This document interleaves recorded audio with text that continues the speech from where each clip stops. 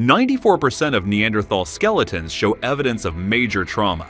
Broken ribs, fractured skulls, shattered limbs. These aren't sports injuries, these are battle scars from hunting 6-ton mammoths with wooden spears. Think you could survive without modern technology? Here's the harsh reality. Prehistoric hunting was so dangerous, so demanding, that it literally shaped our evolution. And what scientists discovered in 2024 completely rewrites everything we thought we knew. But first, let me ask you something. What would you do if your family hadn't eaten in 3 days?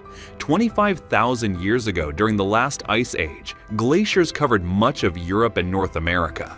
In this frozen battlefield, our ancestors faced one equation: hunt successfully or watch your family starve. Recent discoveries have completely rewritten what we know about these ancient hunters. In 2024, researchers analyzing Neanderthal bones found that between 79 and 94% showed evidence of healed major trauma. Nearly every adult Neanderthal had endured at least one life-threatening injury. Many had multiple fractures that had mended over time.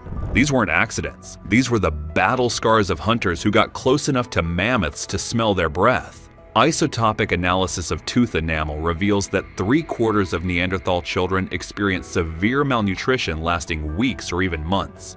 The feast or famine cycle wasn't temporary. It was the rhythm of life.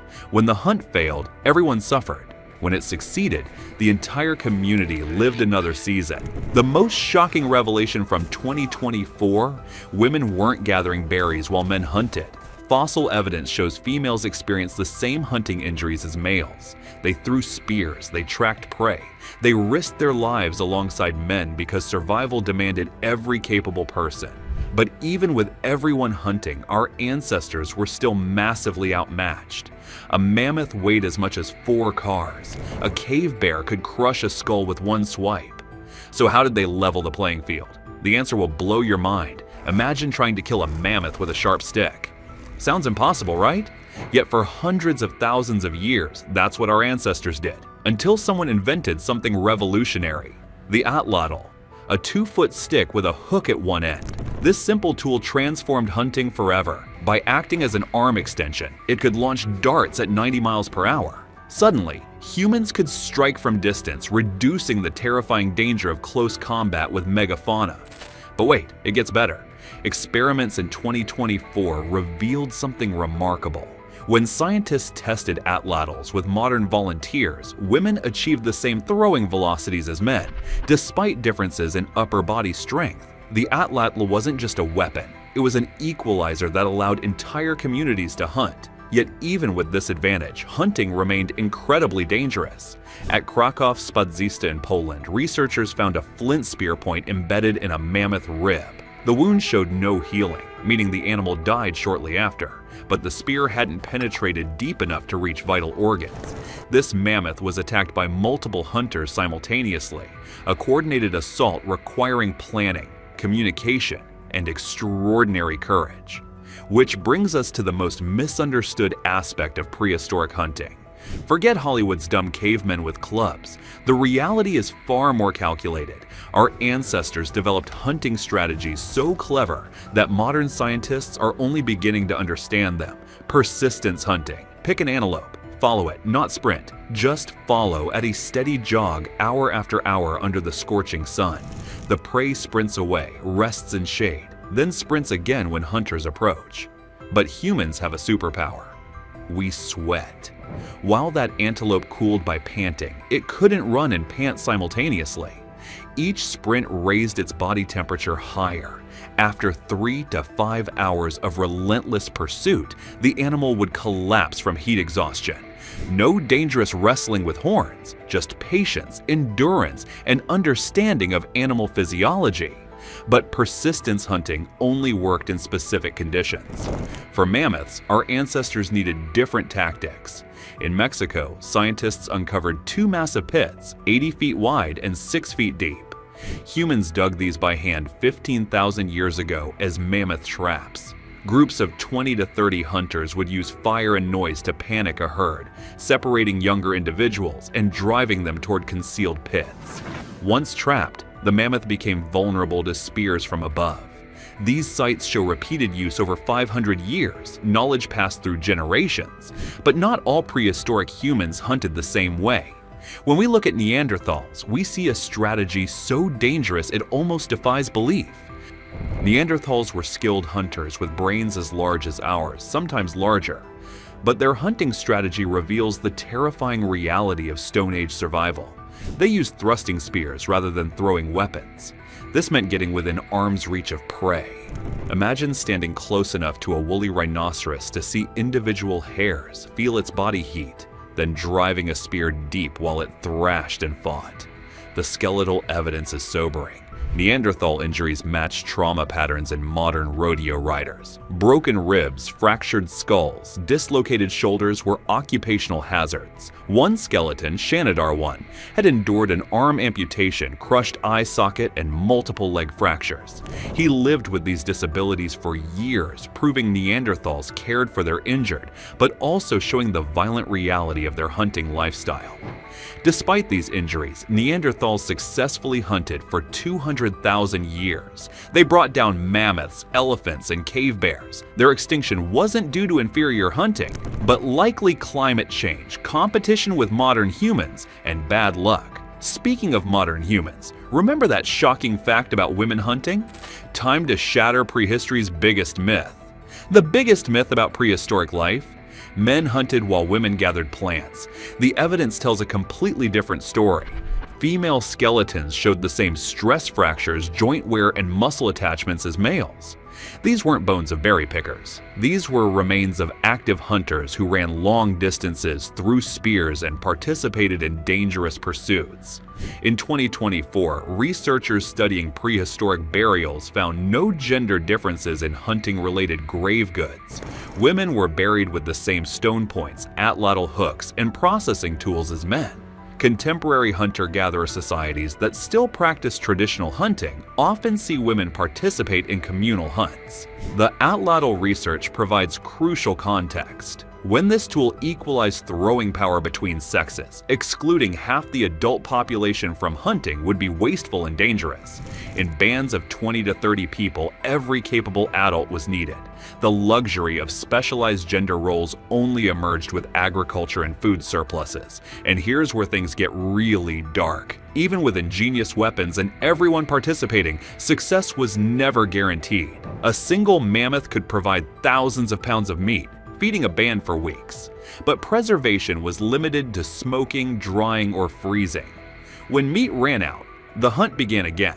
Our bodies evolved remarkable abilities to store fat during plenty and conserve energy during scarcity. Our brains evolved to remember hunting grounds, track migrations, recognize prey signs. But most importantly, we developed social bonds ensuring food sharing and mutual support. Isotopic analysis reveals shocking regularity of nutritional stress. Prehistoric humans experienced annual cycles of abundance and severe shortage. Winter, especially in northern latitudes, was a yearly battle against starvation. During lean times, those who couldn't contribute depended entirely on successful hunters sharing kills. Finding evidence of long-term care for disabled individuals tells us something remarkable. Even when every calorie mattered, our ancestors chose compassion over pure survival arithmetic. But how did they even find animals to hunt? This is where prehistoric hunting required genius-level intelligence. Tracking an animal requires knowledge that would challenge today's best detectives. Every broken twig, every footprint, every dropping told a story, meaning the difference between eating and starving. Hunters understood animal behavior at levels modern zoologists achieved through years of study. They knew mammoth water routes, predicted reindeer migrations by weather, understood where wounded animals sought shelter. This wasn't instinct, it was accumulated knowledge passed through generations. Recent studies of modern persistence hunters reveal the cognitive complexity involved. Trackers constantly calculate energy expenditure versus probable success, predict animal movement based on terrain and temperature, coordinate with subtle signals. One researcher called it playing three-dimensional chess while running a marathon. The spatial reasoning required may have driven human intelligence evolution itself. Ancestors who better predicted animal movements and coordinated strategies had better survival rates. Their genes and cognitive abilities passed to us, and those enhanced abilities made our ancestors perhaps too successful. Here's where the story takes an unexpected turn. Uncomfortable truth. Our ancestors were so successful they likely drove numerous species to extinction. As humans spread globally, megafauna extinctions followed. Mammoths, giant ground sloths, dozens of large animals disappeared suspiciously close to human arrival. The pattern is consistent across continents. Australia's megafauna extinctions coincided with human arrival 50,000 years ago. In the Americas, mammoth and mastodon disappearance aligned with human migration 15,000 years ago. While climate played a role, timing suggests human hunting was critical. This wasn't intentional. Our ancestors had no concept of conservation. They were surviving using increasingly effective techniques against animals that never faced such intelligent predators. Large animals with slow reproduction were especially vulnerable. Sustained hunting, even modest levels, could push populations past the tipping point. So after everything we've learned, let's answer the title question: could you survive as a prehistoric hunter? For most modern humans, honestly, no. But the reasons might surprise you. It's not primarily about fitness. Modern athletes might have advantages in strength and endurance. The real barriers are knowledge, skill, and mindset. You'd need to read landscapes like a book, track animals across terrain, predict behavior hours ahead, craft functional tools from stone and bone, coordinate hunting strategies without modern communication. But the biggest challenge? The psychological aspect. Could you handle constant uncertainty, days without food, real possibility of injury or death? Could you kill a large animal up close, share hard-won food when your children were hungry? These were daily realities for our ancestors. Every human alive descends from people who successfully navigated these demands for hundreds of generations. Your existence is testament to an unbroken chain of successful hunters stretching back hundreds of thousands of years.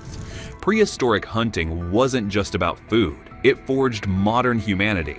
The demands drove evolution of our bodies, efficient bipedal strides, sweating ability, throwing accuracy.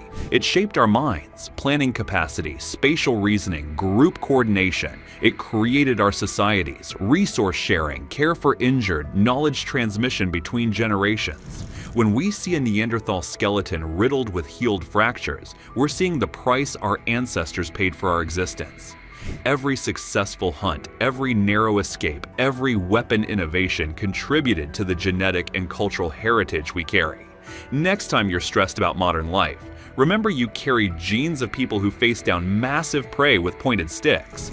Your ancestors tracked prey without GPS, endured winters without heating, raised children without safety nets.